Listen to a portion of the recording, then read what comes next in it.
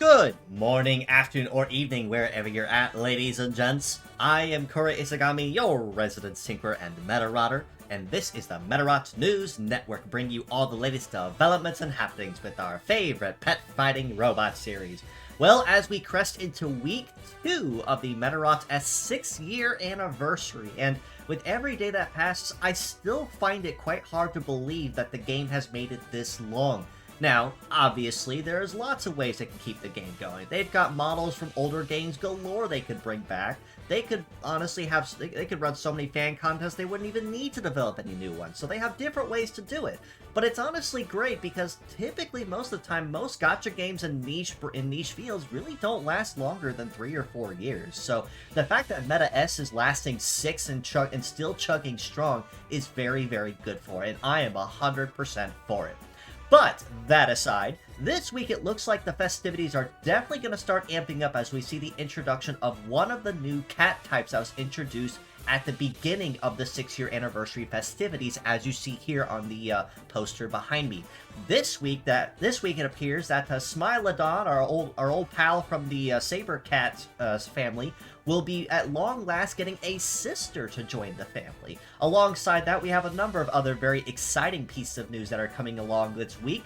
So, with that being said, let's go ahead and jump right into what was officially announced for this week, starting with the gacha banners and who to expect in this week's lineup of Wave 2 of the Meta S 6-year anniversary. Now, as stated, we're only getting one brand new model in the gacha banners this week, developed by the resident Fujioka Kenki, the legend, the man, the myth himself, and that is STG-05 Smilodon Nalulu, with a mostly new kit of Attack Trap, Full Claw, Sway Hammer, Biped Legs, and a brand new leg ability of Phantom.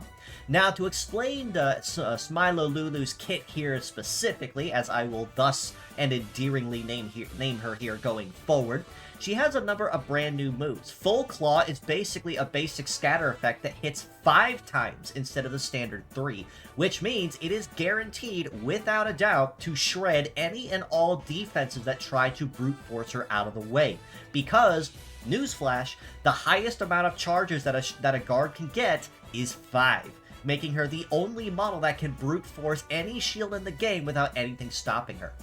Sway Hammer is a brand new skill that basically gets a damage plus relative to how high the user's evade is, which will finally tie a whole lot more into that stat, which not a lot of people tend to focus on.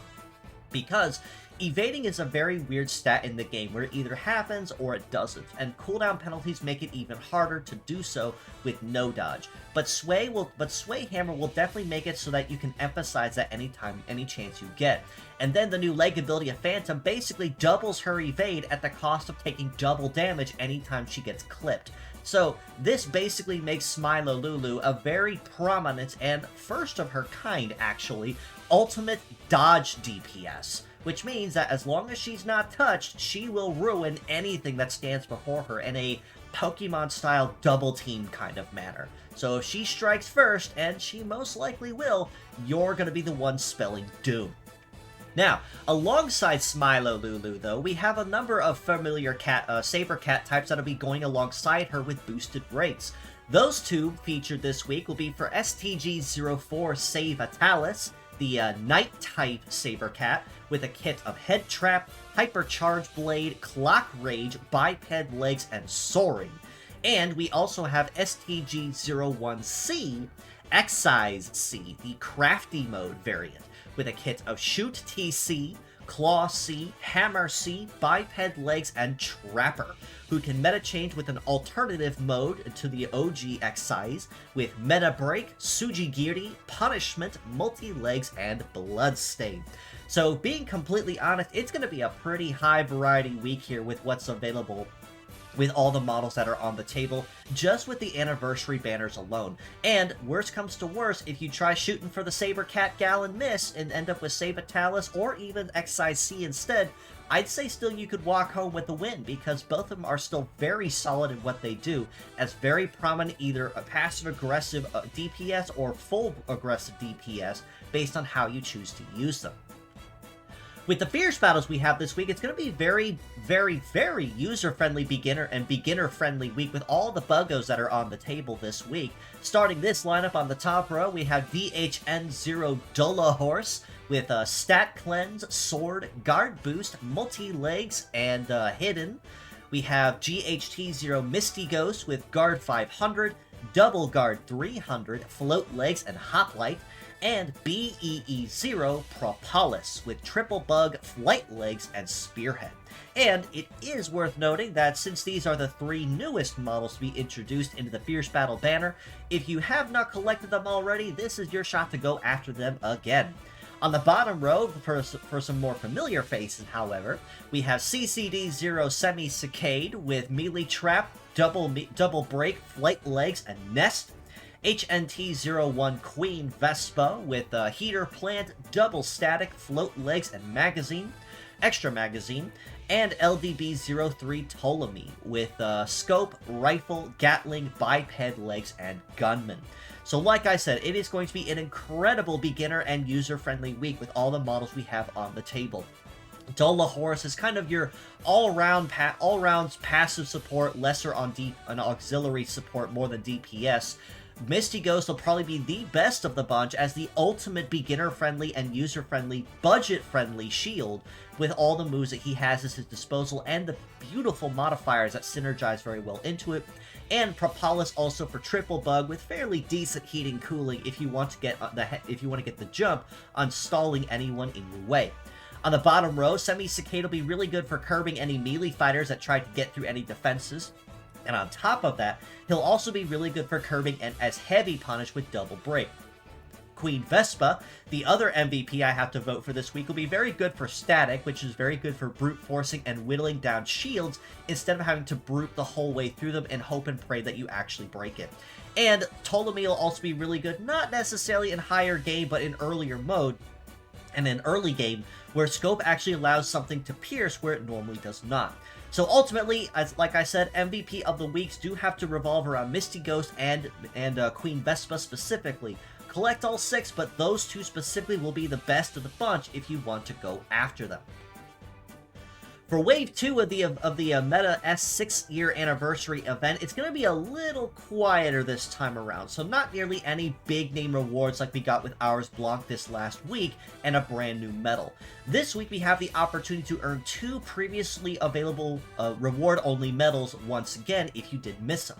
Those rewards are the Hunter Medal, which is a Hunter Nature Medal, naturally, with a kit of melee, defense, and setup, and legs of biped, tank, and flight. We can also earn the Tiger Medal, which is a Speed Nature Medal, with a mastery in melee, defense, and setup, and legs of biped, multi, and wheel. Now, I think it's going to be kind of obvious that both of these are going to be naturally best in slot for the new SABER-CAT gal that we're getting introduced to this week. But ultimately, it will kind of break down to how you choose to use her and what your particular taste and preferences. This will be the second half of the Meta Wheel of Fortune event, so basically treat it like a ticket event. Every part that you stack will add bonuses with no real requirement for using pure sets or anything across the board. If you have pure sets, great. If not, don't worry about it as long as you're able to get those bonuses at the end of the day and just kind of breeze through the event. This will also reset the Infinity Box once again for this week if you have not already cleared it, and any remaining tickets will essentially be flooding back into that. So a great chance to pick up on extra Cyplasium, gacha tickets, or any other limited resources that you're perhaps missing on. Now, naturally with anniversaries, we're also getting a limited time Super Invasion to celebrate 6 years of Medarot S, so that will have some very unique rules and modifiers to it.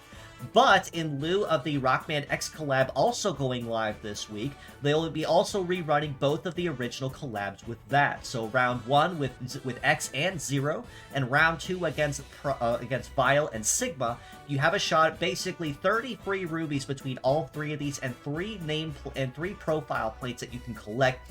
That's a full 10 pull right there if you're missing it, if you're running short on rubies. So do make sure you go and snag those if you have not already and add those to your collection. Now, On the topic of the Rockman X collab rerun, that is the other half of things that'll be getting pretty exciting this week, as we did this previous week with the Rockman.exe collaboration. This week, basically, all the rewards from the Rockman X collaboration will be officially on the line. That includes the original Hunter X event reward, which is a full charge, charge buster, shoot boost, and charge shot, all very fitting, quite obviously, as well as the Eagle, Mandrill, and Chameleon medals if you miss them, as well as BGM files that you can collect and earn for Password, Vava 1, and Sigma Stages 1 through 4, all BGMs from the original Rockman X, which this collab was based off of. So, naturally, if they progress this much like they did this last week with the Rockman EXE collab, it's going to be one very simple event that's basically just a lightning round. You'll go through it, you'll probably have all the rewards in an hour if you take your time, but with bonuses along the way, you'll get it even faster and walk away with everything and focus on the anniversary. So, just something to keep in mind. However, there is also another really big reward that is going live with that as well, and much like it was last week, the gacha models for all 4 of the Rockman X collab models, that is Full Armor X, Vava Pride, Elite Zero, and Fixer Sigma, are also getting permanent stat buffs going forward. Now, I do have to say that does come with good news, and that comes with bad news. The bad news is, Full Armor X is getting buffed. He didn't need it. He frankly did not need it at all, but he did, and that makes him even more terrifying than he did before. That's the bad news. But the good news is, the stat buffs across all of them are fairly subtle enough that you probably wouldn't even notice it. Well, if you're paying attention anyway, you probably will, but in most cases you won't. A couple bonus points to power, some to mobility, a little bit extra to armor in some cases, basically just to kind of round them out just a little bit compared to how they were before. Essentially just not exactly a performance boost, but just something to kind of keep them in the game a little longer.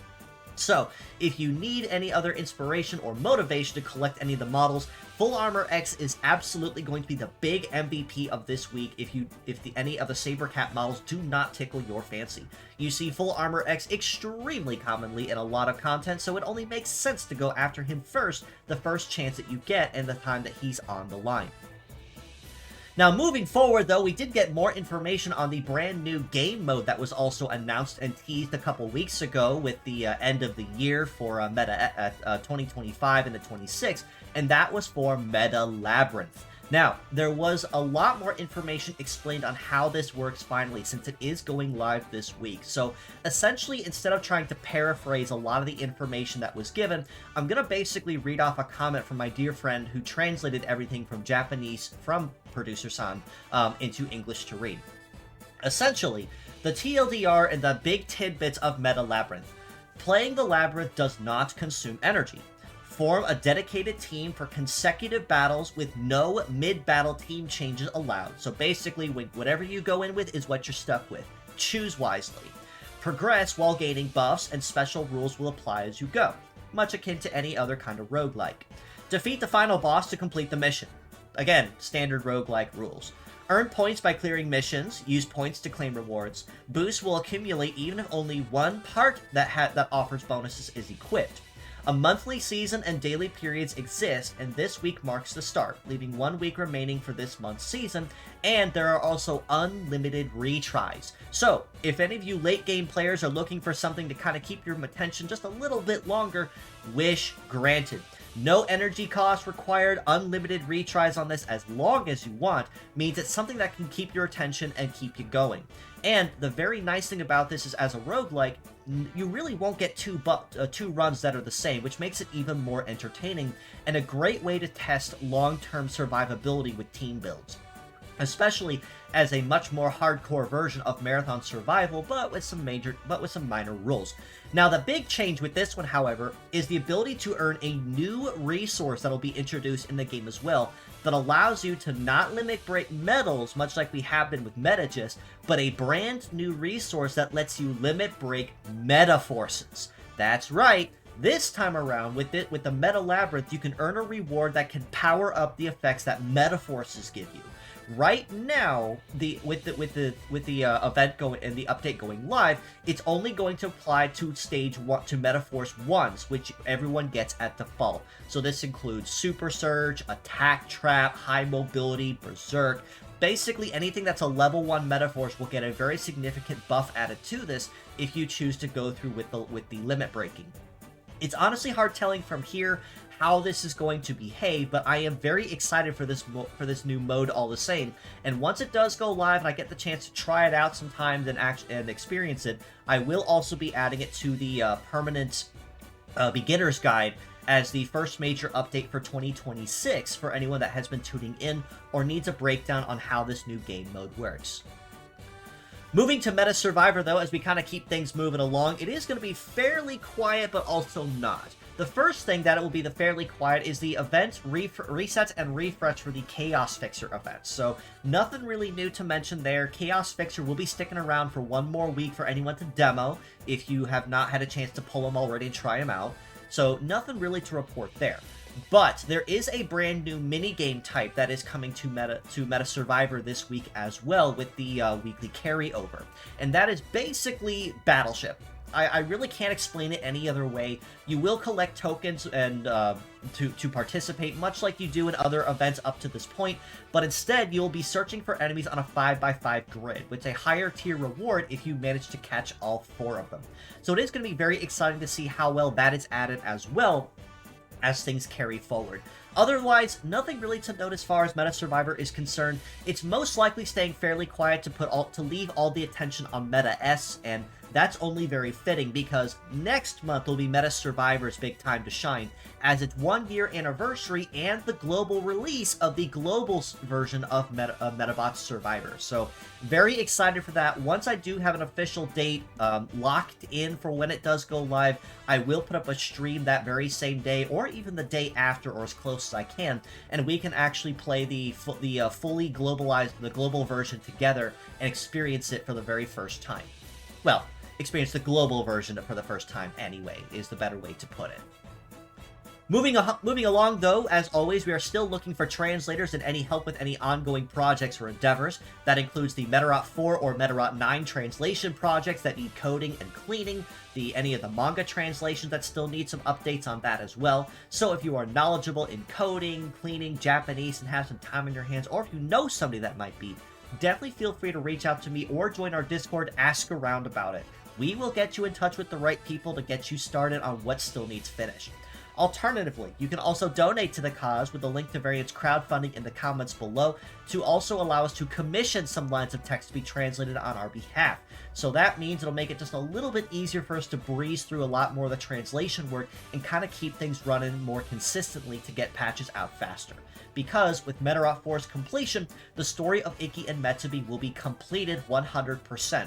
And progress has been made very much so on Medarot 9. I might honestly schedule it as a stream at some point and play it in solidarity and in support. But I do want to kind of see how that behaves first and try it out for a little bit myself before I actually do that and just kind of see how it goes.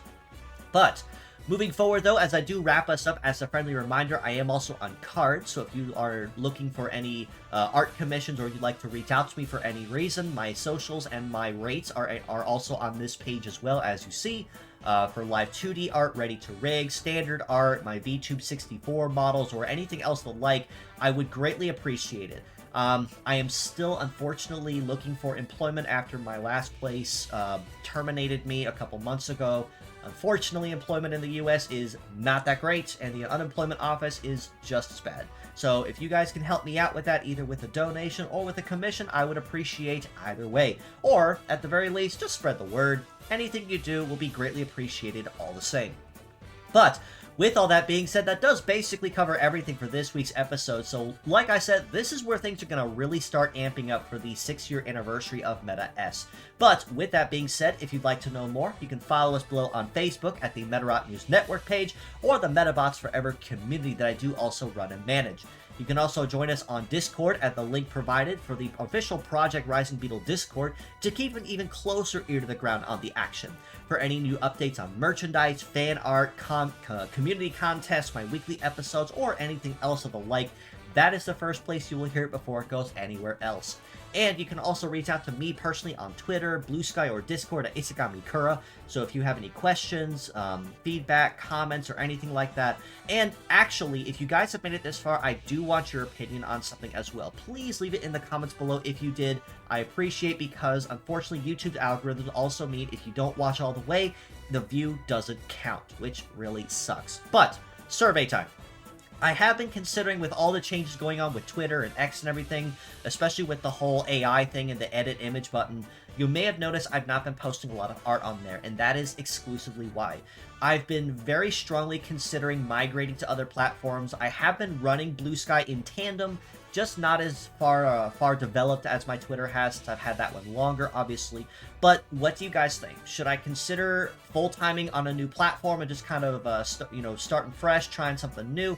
Or should I just kind of tough it out with Twitter and just kind of see where things go from here? I will leave that to you guys in the comments and see what you guys think. But with all that being said, as always, I do appreciate you all for stopping in, just as you always do. And until next time, this is your host, Kura Isagami of the Medarot News Network, signing out.